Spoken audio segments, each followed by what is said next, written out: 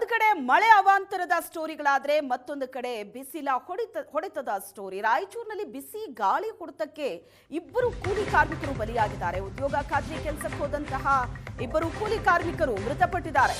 ಕೆಲಸ ಮುಗಿಸಿಕೊಂಡು ಬರೋವಾಗಲೇ ಕುಸಿದು ಬಿದ್ದಿದ್ದಾರೆ, ಮೃತಪಟ್ಟಿದ್ದಾರೆ. ರಾಯಚೂರು ತಾಲೂಕು ಯಾಪಲದಿನ್ನಿಯಲ್ಲಿ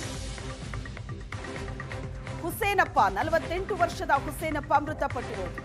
ಸಿಂಧನೂರು ತಾಲೂಕು ಮುಳ್ಳೂರು ಇಜೆ ಗ್ರಾಮದ ಅಂಬಣ್ಣ 68 ವರ್ಷದ ಅಂಬಣ್ಣ ಮೃತಪಟ್ಟಿದ್ದಾರೆ. ಪ್ರತ್ಯೇಕ ಪ್ರಕರಣದಲ್ಲಿ ಬಿಸಿಲಿನ ಕಾರಣಕ್ಕೆ ಇಬ್ಬರು ಮೃತಪಟ್ಟಿರೋದು. ಇಬ್ಬರು ಕೂಲಿ ಕಾರ್ಮಿಕರ ಸಾವಿನ ಬಳಿಕ ಜಿಲ್ಲಾಡಳಿತ ಅಲರ್ಟ್ ಆಗಿದೆ. ಉದ್ಯೋಗ ಖಾತ್ರಿ ಕೆಲಸದ ಸ್ಥಳದಲ್ಲಿ ಕುಡಿಯೋ ನೀರು ಕಡ್ಡಾಯ ಮಾಡಲಾಗಿದೆ. ನೆರಳು ಹಾಗೂ ಪ್ರಾಥಮಿಕ ಹೆಲ್ತ್ ಕಿಟ್ ನೀಡೋದಕ್ಕೆ ಸೂಚನೆ ಕೊಟ್ಟಿದೆ. ಕೆಲಸ ಮುಗಿಸಿಕೊಂಡು ಬರೋವಾಗ ಇಬ್ಬರು ಕಾರ್ಮಿಕರು ಮೃತಪಟ್ಟಿರೋದು. ಎರಡು ಪ್ರತ್ಯೇಕ ಪ್ರಕರಣ, ಆದರೆ ಕಾರಣ ಮಾತ್ರ ಬಿಸಿಲಿನ ತಾಪಕ್ಕೆ ಮೃತಪಟ್ಟಿರೋದು. ಈ ಬಿಸಿ ಗಾಳಿ ಅನ್ನೋದು ಎರಡು ಜೀವವನ್ನ ಬಲಿ ತಗೊಂಡಿದೆ.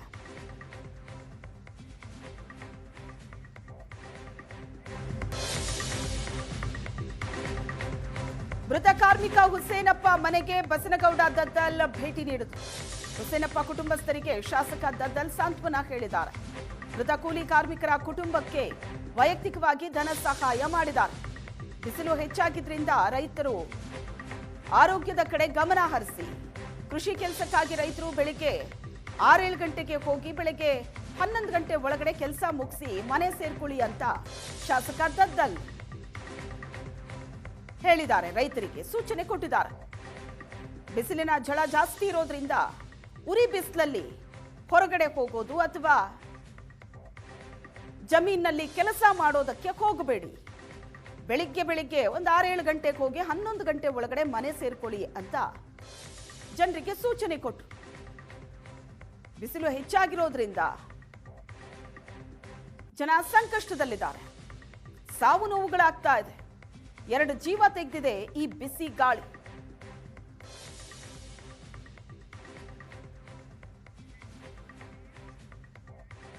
ರಾಯಚೂರು ಜಿಲ್ಲೆಯಲ್ಲಿ ದಿನೇ ದಿನೇ ಬಿಸಿಲು ಹೆಚ್ಚಾಗ್ತಿದೆ. ಬಿಸಿಲು ಹೆಚ್ಚಾದಂತೆ ಜನರು ಪರದಾಡುವಂಥ ಸ್ಥಿತಿ ಕೂಡ ನಿರ್ಮಾಣವಾಗಿದೆ. ನರೇಗಾ ಕಾಮಗಾರಿ ಸಂಬಂಧಪಟ್ಟಂತೆ ನರೇಗಾ ಕಾಮಗಾರಿ ಮಾಡ್ಲಿಕ್ಕೆ ಹೋದಂಥ ಇಬ್ಬರು ಕೂಲಿ ಕಾರ್ಮಿಕರು ಈಗಾಗಲೇ ರಾಯಚೂರು ಜಿಲ್ಲೆಯಲ್ಲಿ ಸಾವನ್ನಪ್ಪಿದ್ದಾರೆ. ನನ್ನ ಜೊತೆ ರಾಯಚೂರು ಜಿಲ್ಲಾ ಪಂಚಾಯತ್ ಸಿಇಒ ಆದಂಥ ಅಶೋಕ್ ಕುಮಾರ್ ಕಾಂದು ಅವರಿದ್ದಾರೆ. ಅವ್ರನ್ನೇ ಮಾತಾಡಿಸ್ತೀನಿ ಅಂತ.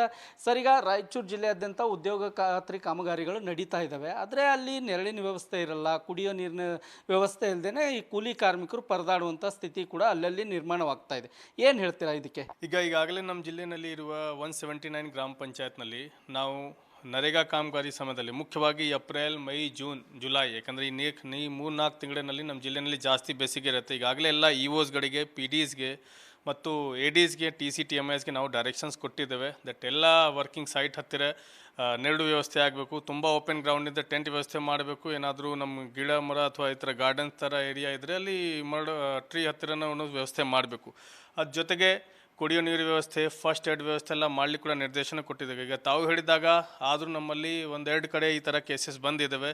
ಆ ಕೇಸಸ್ನಲ್ಲಿ ನಾವು ಇಒ ಮುಖಾಂತರ ಒಂದು ರಿಪೋರ್ಟ್ ತಗೊಳ್ತಾ ಇದ್ವಿ. ಯಾರು ಇದರಲ್ಲಿ ನಿರ್ಲಕ್ಷ್ಯತೆ ತೋರಿಸಿದ್ದಾರೆ, ಇದರ PDO ಅವರು ಇರಲಿ ಅಥವಾ ಸೈಟಲ್ಲಿ ಮೇಟಿಗಳು ಇರಲಿ, TC-TI ಅಥವಾ GKM ಅಲ್ಲಿ ಅವ್ರ ಮೇಲೆ ಸಖತ್ತಾಗಿ ನಾವು ಸೀರಿಯಸ್ ಆ್ಯಕ್ಷನ್ ತೊಗೊಳ್ತೀವಿ. ಇನ್ನು ಮುಂದೆ ಮತ್ತು ಈ ಮುಖಾಂತರ ನಾವು ಮತ್ತೆ ರೀಇಟರೇಟ್ ಮಾಡ್ತೀವಿ ಎಲ್ಲ ಅಧಿಕಾರಿಗಳಿಗೆ, ನಮ್ಮೆಲ್ಲ ಪಂಚಾಯತ್ ಸಿಬ್ಬಂದಿಗಳಿಗೆ. ಯಾವುದು ಇಂಥ ವಿಷಯದಲ್ಲಿ ನಿರ್ಲಕ್ಷ್ಯತೆ ತೋರಿಸಿದ್ರೆ we are going to take serious action. ಯಾಕೆಂದರೆ ಗೌರ್ಮೆಂಟಿಂದ ಡೈರೆಕ್ಷನ್ಸ್ ಇದೆ, ನಾವು ಕೂಡ ಜಿಲ್ಲಾ ಮಟ್ಟದ ಪದೇ ಡೈರೆಕ್ಷನ್ಸ್ ಕೊಟ್ಟಿದ್ದೇವೆ. ಆದರೂ ಇಂಥ ನಿರ್ಲಕ್ಷ್ಯತೆ ನಮಗೆ ಸಿಕ್ಕಿದ್ರೆ ರಿಪೋರ್ಟ್ನಲ್ಲಿ ಅಥವಾ ಫಿಸಿಕಲಿ ವೆರಿಫಿಕೇಷನ್ನಲ್ಲಿ ಖಂಡಿತ ನಾವು ಆ್ಯಕ್ಷನ್ ತಗೊಳ್ತೀವಿ ಅಂತ. ಇನ್ನೊಂದು ಕಡೆ ಆರೋಗ್ಯ ಇಲಾಖೆ ಹೇಳುತ್ತೆ, ಈಗ ಬಿಸಿಲಿನ ತಾಪ ಹೆಚ್ಚಾಗ್ತಾ ಇದೆ. ಬಿಸಿಲಿನ ತಾಪ ಹೆಚ್ಚಾಗಿರೋದ್ರಿಂದ ನೀವು ಬಿಸಿಲು ಹೆಚ್ಚಾದಾಗ ಅಂದರೆ ಮಧ್ಯಾಹ್ನ 12 ಗಂಟೆಯಿಂದ ನೀವು 3 ಗಂಟೆ 4 ಗಂಟೆ ತನಕ ಹೊರಗಡೆ ತಿರುಗಾಡಬೇಡಿ ಅನ್ನುವಂಥ ಒಂದು ಸೂಚನೆ ಇದೆ. ಇಂಥ ವೇಳೆಯಲ್ಲೂ ಕೂಡ ಈಗ ಉದ್ಯೋಗ ಖಾತ್ರಿ ಕೆಲಸಗಳು ನಡೀತಾ ಇದ್ದಾವೆ. ಸಮಯದಲ್ಲಿ ಏನಾದರೂ ಬದಲಾವಣೆ ಮಾಡುವಂಥದ್ದು ಏನಾದರೂ ಪ್ಲ್ಯಾನ್ ಇದೆಯಾ ಸರ್?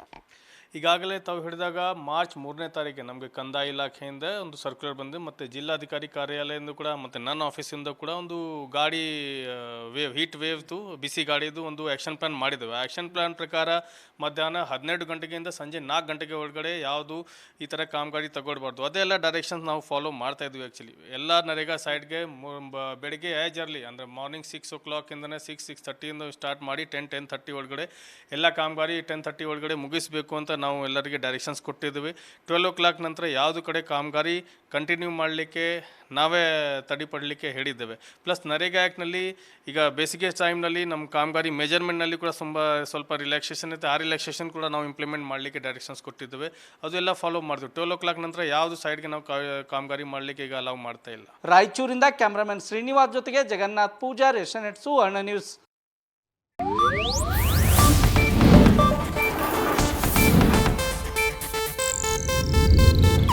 ಇದು ಏಷ್ಯಾನೆಟ್ ನ್ಯೂಸ್ ನೆಟ್ವರ್ಕ್ ಪ್ರಸ್ತುತಿ.